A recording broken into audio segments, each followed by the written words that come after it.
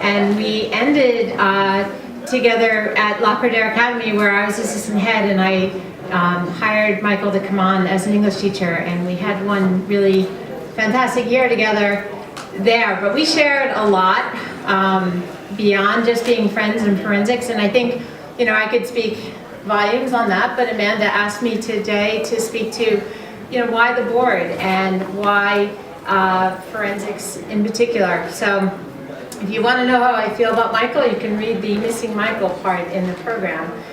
If you want to know why I came on for forensics, it started with Michael, or why I came on as the board. I'm the education advisor, I think is my title, but yeah, jack of all trades, and very involved in the workshops. And the reason for that would really be Amanda, because if you know Amanda, once she meets you, you cannot possibly not be involved and be connected somehow.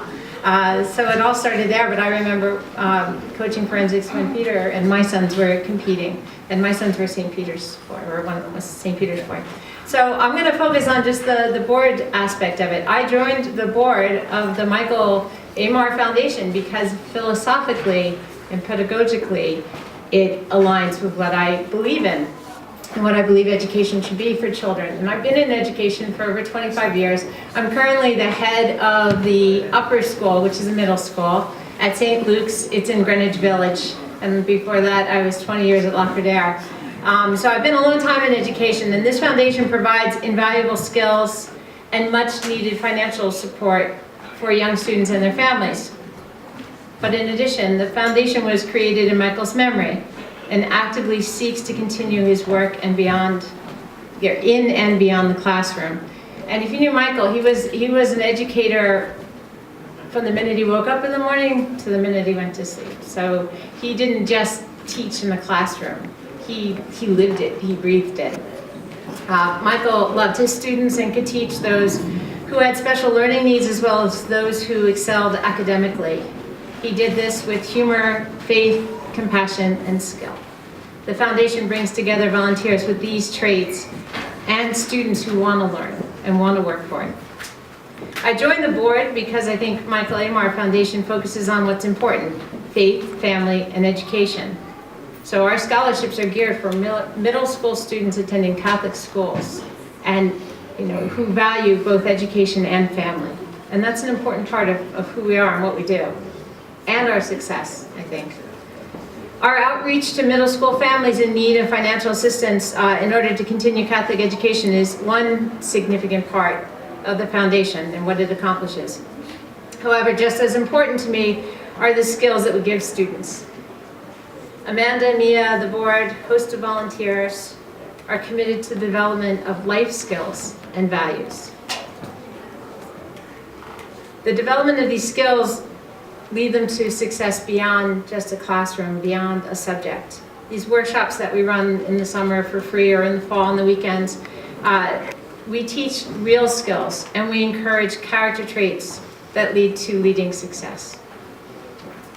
Students don't get lessons on attention deficit medications. They don't get excuses. Instead, we tell them to seek balance and well-being in their life with good nutrition, time management, and study skills.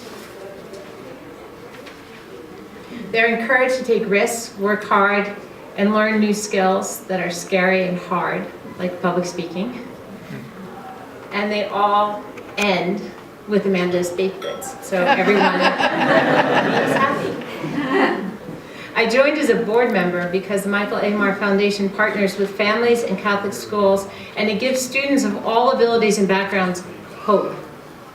I volunteer to teach public speaking because, to me, giving a child a voice is a valuable gift that lasts a lifetime. Letting them know not only how to say something in order to be heard, but the confidence to know that what they say is important is what we teach in our workshops. And so, to go off script a little bit, I knew the value of public speaking at a very young age because I failed epically multiple times.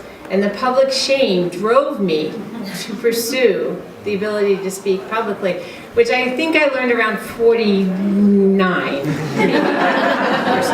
So I was really committed, as was Michael, to helping students learn that skill, because it translates into so much more. And many of my friends and many of the volunteers who work in these workshops really devote a lot of time to not just public speaking, but communication in general. You know, how to communicate through art, how to communicate through acting, how to communicate through writing. All of these are an extension of thought.